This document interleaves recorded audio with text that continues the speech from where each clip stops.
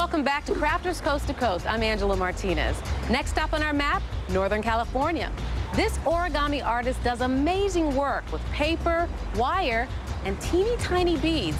She may work in miniature, but her talent is huge.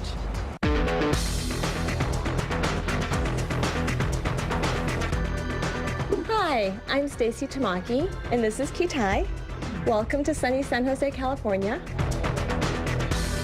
In tribute to my Japanese-American heritage, I create origami artwork.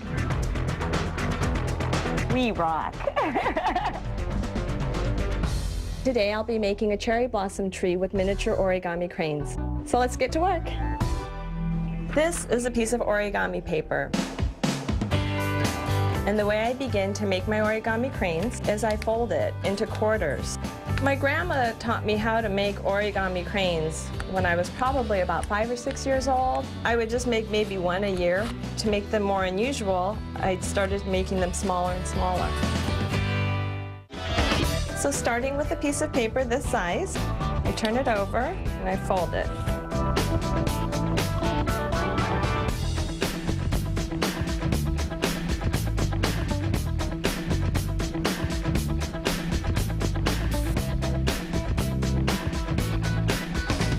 Most people say they don't think they could make them, so I teach people all the time. This is the size of the crane I just folded, but for today's piece, I'll be making this size. I'll be making 250 of these. The nice thing about doing projects with the cranes is that you can just continue to fold them, and they accumulate faster than you'll realize. And the next thing you'll know, you'll have a couple hundred or 1,000. Now we set these aside, and we build our cherry blossom tree. To begin, I take the simple craft wire you can buy at any craft shop and a bamboo skewer, like what you would make a shish kebab on. And I take the wire and I just begin wrapping. This is the main support branch for the trunk of the tree. I do this until the whole skewer is covered in wire. The support for the tree is done. I'll set this aside, get out a heavier 20-gauge craft wire, start constructing the trunk and branches. We start with 3 sets. I'll take all 3 sections of wire, hold them together, go back to 28-gauge wire, start winding.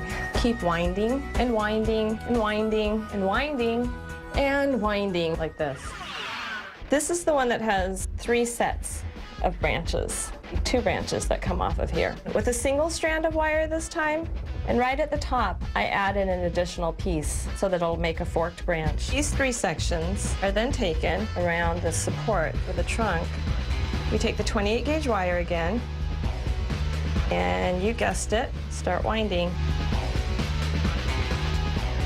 And then I need to braid these around the support of the trunk. So when people look at the finished piece, they'll think the cranes are the most work, but actually the tree probably takes longer to make than it takes to fold the cranes.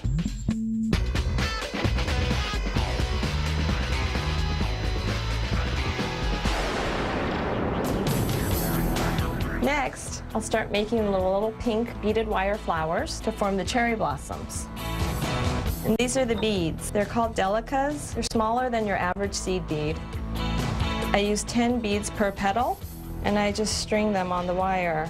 I chose pink since Japan is famous for their cherry blossom trees. Just seemed appropriate. Another one of my secret tools is this is actually a burnisher, which I never use for burnishing.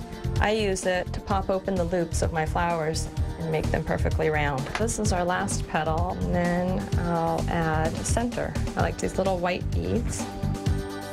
And that is a finished cherry blossom flower. So after making several flowers onto a single strand of wire, I, of course, start winding the wire around. I attach the flowers onto the tree. It gets a little confusing sometimes. It's like working with an octopus. So here's our tree with all of the cherry blossoms on it. There's a lot of cherry blossoms on this tree. We'll go ahead and set this aside. Got the dish set up here. This is the base and some florist clay. So now I'm finished and I'm ready to start hanging my cranes.